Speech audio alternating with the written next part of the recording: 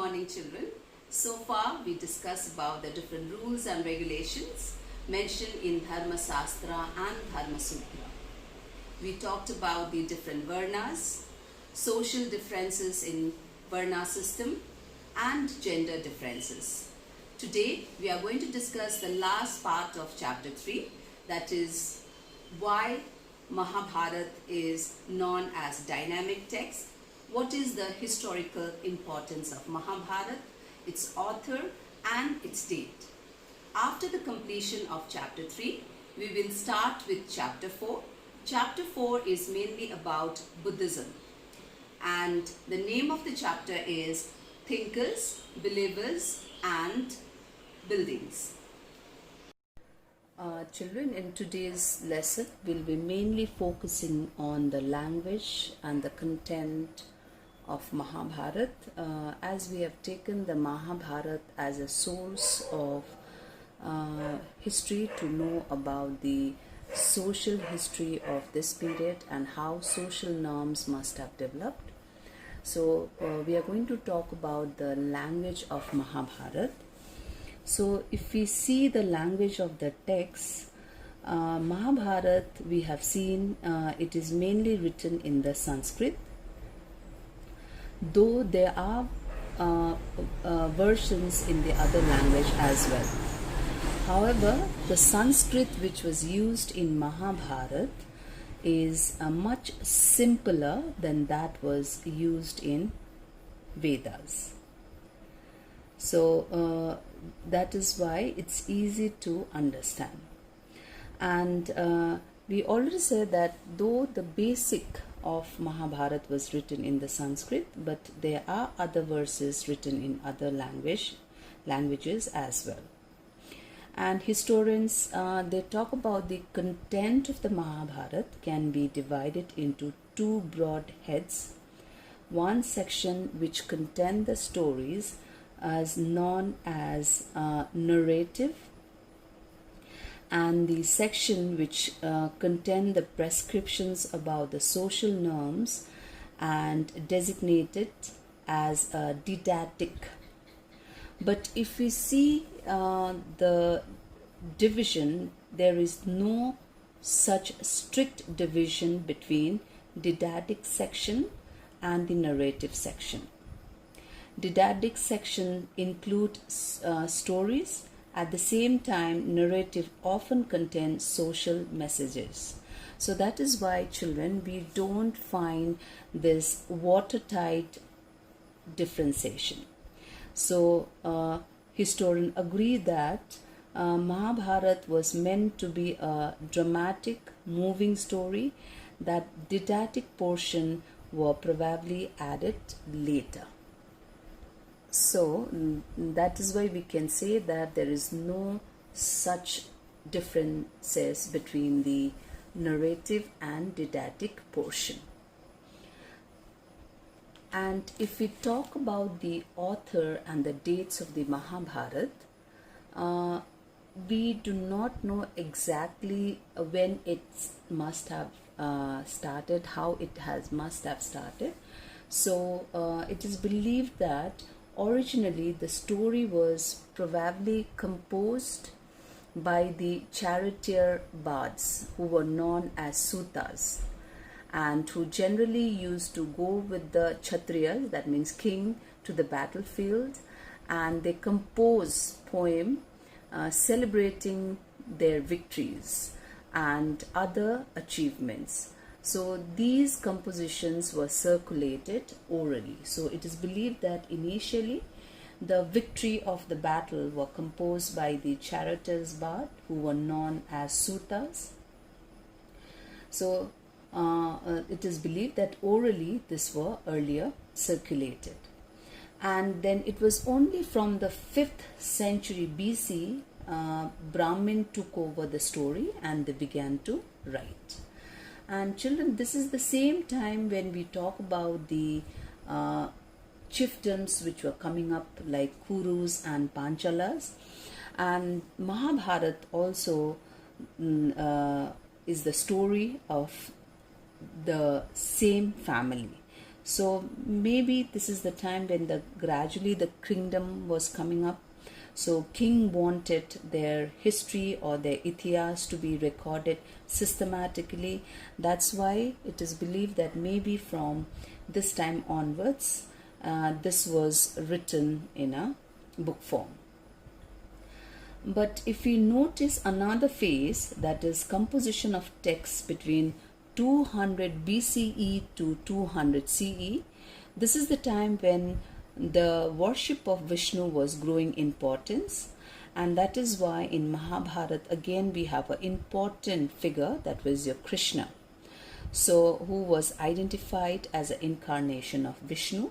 So in Mahabharata from this time onwards we also have the Krishna playing very important role advising Arjun in the battlefield. So this is the time when the worship of Vishnu has got the importance, so maybe this portion has been added during this time. And between 200 to 400 CE, we have large number of didactic sections resembling Manusmritis were added. So initially the verse was of 10,000. Mahabharata was less than 10,000 verses, and slowly and gradually it became 1 lakh verses. So it is believed that such a huge verses is not possible to write in one particular time. So that is why we do not know the specific date when it started, because we have seen the verses also has increased from 10,000 to 1 lakh verses. But this composition is traditionally attributed to sage named Vyasa. So it is believed that sage Vyasa must have written. But when he started, specific date we cannot tell. So this is why we say that initially it was just 10,000, but later 1 lakh verses it became. So when we talk about the date, we cannot be very specific about the date, because we already said that much of the story of this was also circulated much before then the written started. Orally it was circulated. Now historians try to find out the historical importance of Mahabharata. So when they try to find out how how much it has the historical truth in it, so a lot of debate is still going on amongst the historian, whether Mahabharata is a true story or it is just a story. Okay, so in the year 1951 to 52, the archaeologist whose name was B.B. Lal, he excavated the village named Hastinapur excuse me, in Meerut, Uttar Pradesh. But we are not sure whether this is the same Hastinapur as talked in the epic, or it is just the name coincidental. So B.B. Lal found 5 occupational level in the Hastinapur, of which second and third are important. So when B.B. Lal noted the houses in the second phase, which comprise of 12th to 7th century BCE, there were no definite plans of the house. The walls were made of mud and mud bricks. The discovery of the plastic mud plaster with the prominent reed mark suggests that some of the houses had reed walls plastered over the mud, but we do not know the definite plans of the houses, and we do not know that is it the same place where the battle was fought, or the same civilization which we talked. And in the third phase, which is your 6th to 3rd century BCE, Lal noted houses of this period was built of mud bricks as well as the burnt bricks. Showcase jar brick drains were used for draining out refuse water. Terracotta rings may have used for the walls and drainage pits. They have found all this, but we cannot uh, particularly say that this is the same place of Hastinapur where battle was fought. But definitely we can say that some kind of civilization, some kind of battle was fought. This is some kind of settlement was there. But we cannot be sure that it is the same place where the battle of Mahabharat was fought. So that is why, children, we do not know exactly like whether the story of Mahabharat is a true story or just a story. So the debate is still going on, though they have found some evidences, but we cannot be sure that this is the same place which had been mentioned in the story of Mahabharat. And another important part of Mahabharat is Draupadi's marriage with Pandava. This is the most challenging episode in Mahabharat, because present day historians suggest that polyandrous was never the like prescribed rule. According to the Dharma Sutra and Dharma Shastra, they never talk about polyandry. So polyandry is women having several husbands. So what we see out here that though Dharma Sutra, Dharma Shastra, they do not prescribe about that, but historians think that maybe polyandry may have been prevalent among the ruling elite for some time of the Indian subcontinent. And some suggest that maybe polyandry fell into disfavor among the Brahmins, who reworked and developed the text through centuries.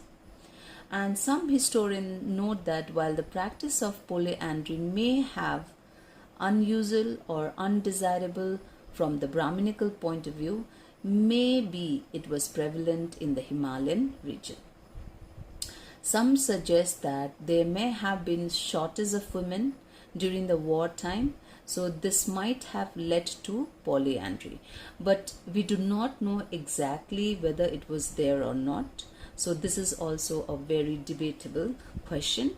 But if polyandry was not very common, then why did in the story of Mahabharat they have mentioned about the polyandry, where we talked about the Draupadi marrying with Pandavas? So there is a acceptance of the fact that historical we don't have such records, but we have to remember that if we take Mahabharat as a creative literature, then this often leads the narrative requirement and does not always reflects the social realities, and just to make the story interesting for the readers, they might have added this part, because nowhere this polyandry was prevalent form of marriage. So we do not know exactly whether it was there. So there is always debate for this polyandry or the Draupadi's marriage with Pandava. The next topic we talk about is Mahabharat is known as dynamic text. Why? So it is known as dynamic text because Mahabharata did not just stop in Sanskrit version. Over the century, versions of the epics were written in variety of language through an ongoing process of dialogue between the people, communities, and those who wrote the text. Several stories that originated in a specific region or circulated among the certain people found their ways into the epic. At the same time, central story of the epic was often retold in different ways.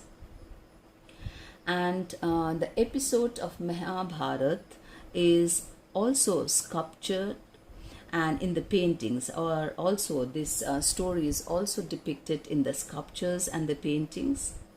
They also provide theme for wide range of performing arts like plays, dance, and other kind of narration.